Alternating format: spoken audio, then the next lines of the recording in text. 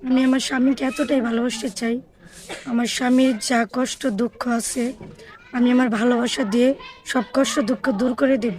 সে যদি আমার পাশে থাকে আজীবন, কখনো যদি ছেড়ে না যায়। আপু তার বয়সটা কেমন হতে হবে? তার বয়স চেহারা যেমন হোক আমার কোনো সমস্যা নেই, তার ঘরে যদি বউ বাচ্চা থাকে? রাজি আছে, কোনো সমস্যা নেই। আচ্ছা আপু, আপনার পরিবারে কে কে আছে? পরিবারে আমার বাবা আছে, মা নেই, সৎ নেই। সৎ মায়ের ঘরে বড় হয়েছে। জি। আপনার বাবা কি কাজ করে? আমার বাবা রিক্সা চালায়। রিক্সা চালায়। যৌতুকের কারণে আপনার বিয়ে হচ্ছে না।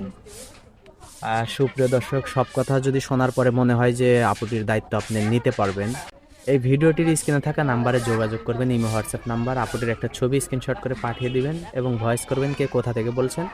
আমরা আপুটির সাথে কথা বলানো বা বিয়ে শাদীর ব্যবস্থা করে দেব।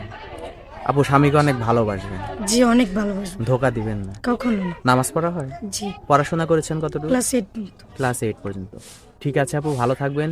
ইনশাল্লাহ চেষ্টা করবো আপনাকে একটা ভালো মনের মানুষ জুগিয়ে দেওয়ার জন্য। আসসালামু আলাইকুম। ওয়ালাইকুম আসসালাম। আসসালামু আলাইকুম।